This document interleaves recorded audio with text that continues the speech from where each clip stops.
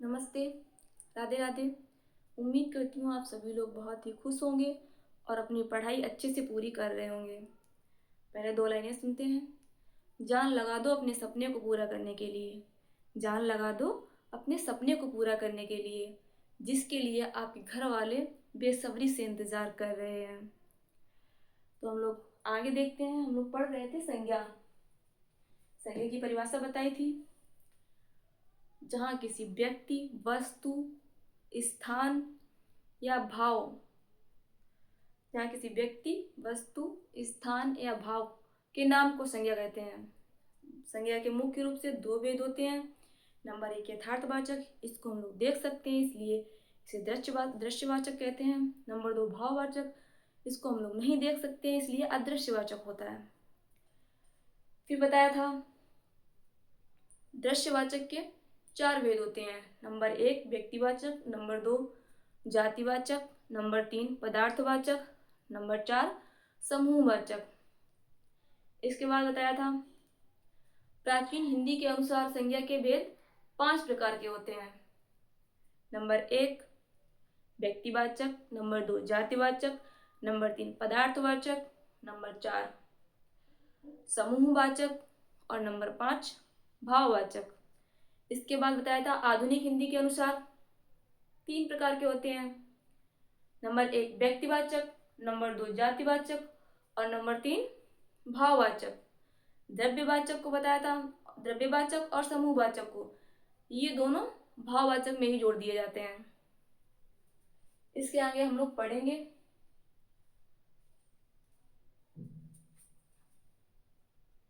व्यक्तिवाचक भी हम लोग पढ़ चुके थे। व्यक्तिवाचक संज्ञा पढ़ रहे थे। जातिवाचक संज्ञा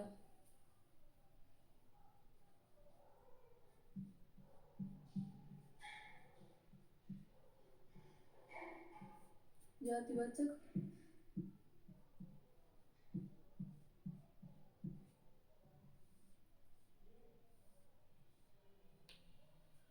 जातिवाचक संज्ञा इसमें क्या बताया था, जहां किसी जाति या उपजाति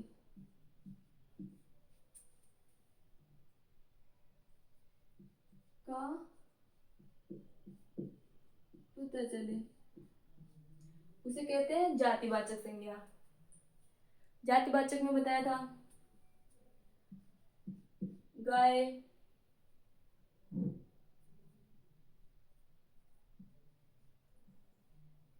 गाय को इसमें सफेद गाय बोलो या काली गाय बोलो। इसके बाद आदमी, वकील,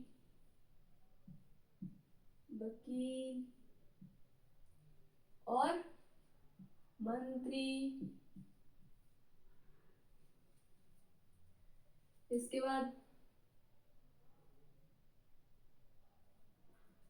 मंत्री, लड़की, लड़का,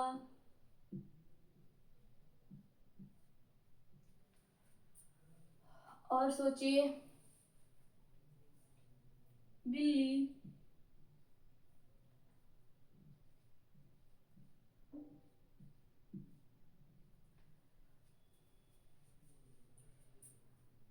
जानवर,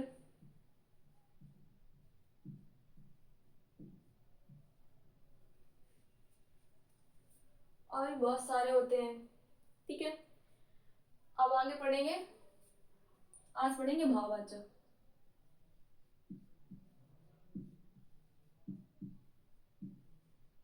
भाववाचक, भाववाचक संज्ञा इसकी परिभाषा देखते हैं। जहां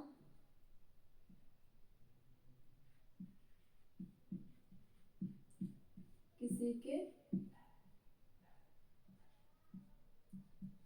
गुण, दोष, भाव, कमा, अवस्था का पता चले, उसे कहते हैं भाववाचक संज्ञा। ठीक है, इसमें क्या देखेंगे?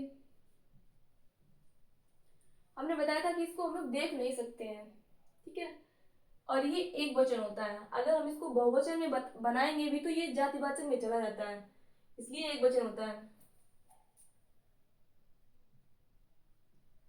भाव में देखो क्या होता है, प्रेम एक भाव होता है ना,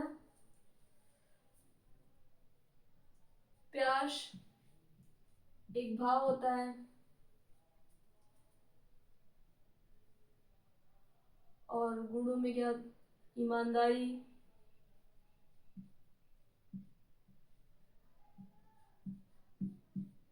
ईमानदारी देख लेते सारे, बुराई,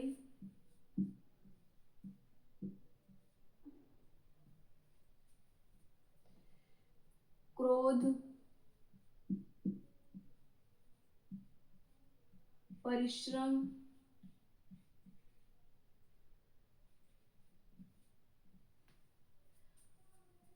बुढ़ापा,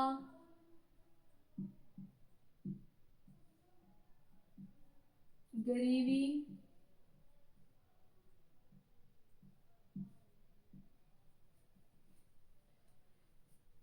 बुढ़ापा, गरीबी, और सोचिए आगे पता है, अगर हम लोग यहाँ पर ईमानदारी कर रहे हैं, अगर हम लोगों ने ईमानदारी यहाँ क्यों नहीं किया, क्योंकि अगर हम लोग यहाँ पर ईमानदार यूज करेंगे तो इसके साथ में व्यक्ति व्यक्ति को जोड़ने का प्रयास करेंगे, इसके साथ में व्यक्ति नहीं आ पाएगा। जैसे ईमानदारी, ईमानदारी के साथ में ऐसा कोई वाक्य बनाओ जिसके साथ व्यक्ति जुड़ जाए, क्या बोलेंगे? ईमानदार व्यक्ति होता है। क्रोध, क्रोध में क्रोध के साथ भी व्यक्ति नहीं जुड़ पाएगा, अगर जोड़ेंगे तो क्या बोलेंगे? क्रोधी आदमी। परिश्रमी व्यक्ति बोलेंगे, परिश्रम नहीं है। बुढ़ापा, गरीबी, गरीब आदमी होता है। अगर इसमें आदमी जुड़ जाता है या व्यक्ति जुड़ जाता है, यानी कि किसी का नाम जुड़ जाता है, तो उसका वो विशेषण में चला जाता है।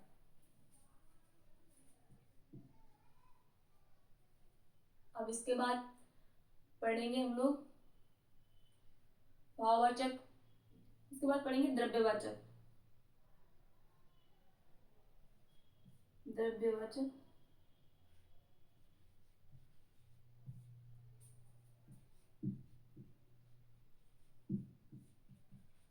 द्रव्यवाचक संज्ञा।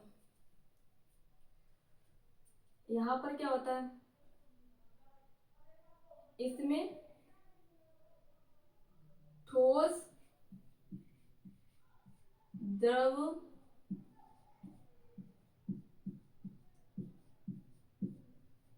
ठोस, द्रव, गैस के बारे में पता चलता है।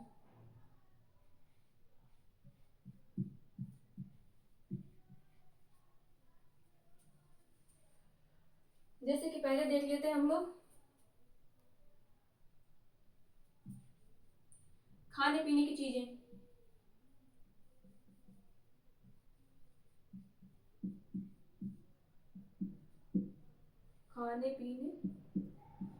खाने पीने की चीजें देख लेते हैं,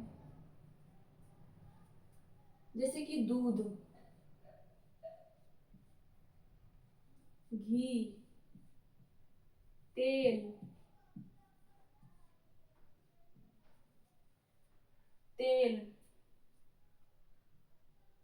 मक्खन, दूध, घी, तेल, मक्खन, नमक। ठीक है,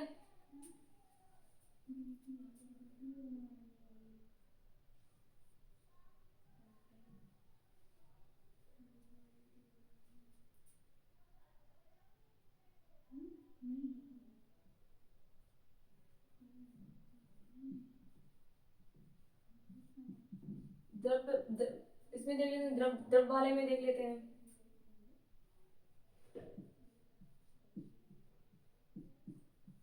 सोना हो गया, चांदी हो गया,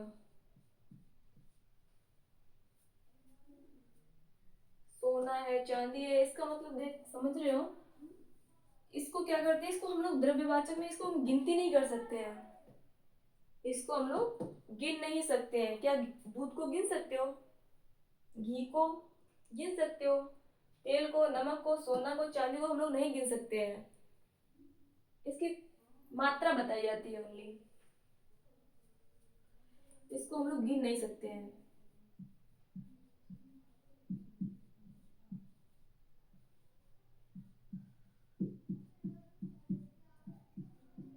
गिन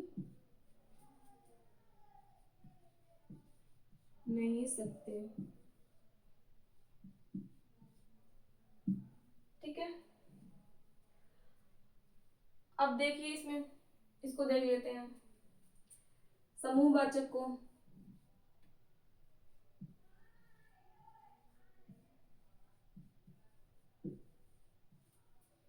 समूहवाचक संज्ञा,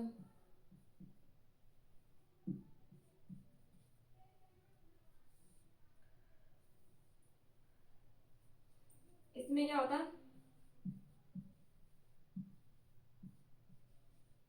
समूह का बोध होता है, बोध होता है, इसमें समूह का बोध होता है। जैसे उदाहरण देखते हैं, नंबर 1 कक्षा, कक्षा में बहुत सारे लोग होते हैं, कक्षा एक समूहवाचक है। सेना, सेना में भी बहुत सारे लोग होते हैं, कक्षा, सेना, भीड़, सभा, संसद,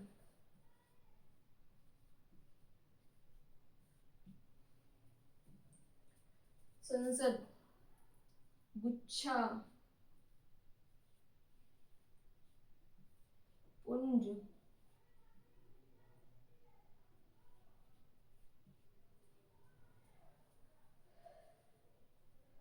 पुंज।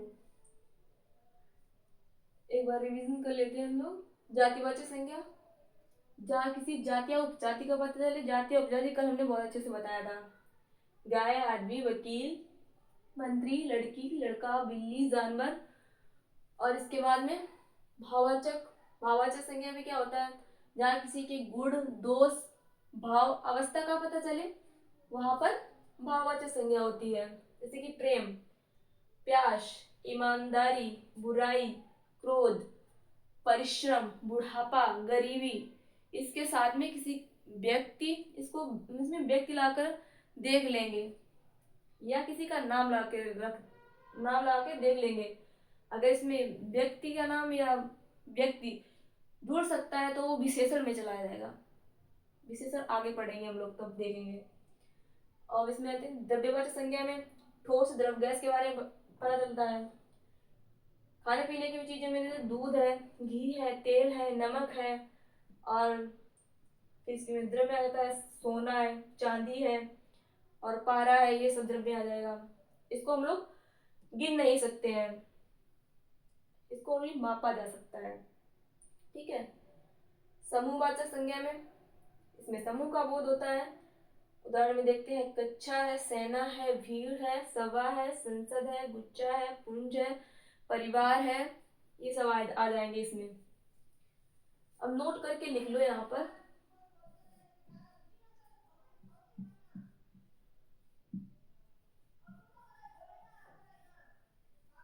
नोट करके लिख लेते हैं हम लोग।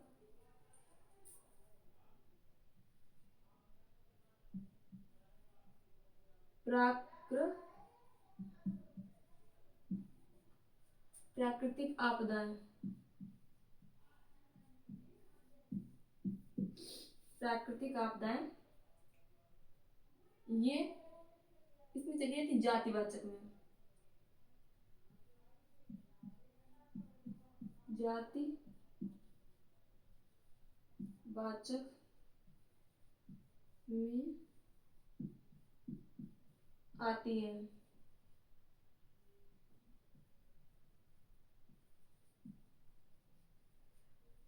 उदाहरण में लिखते हैं भूकंप,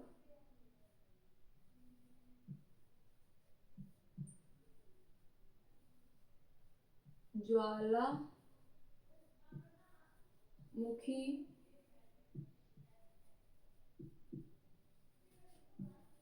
आंधी, तूफान, जितनी भी प्राकृतिक आपदाएं हैं वो जातिवाचक में ही आती हैं। इसको हम लोग अलग से नोट कर लेंगे, ठीक है।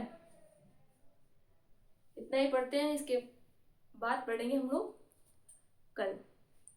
धन्यवाद, थैंक यू।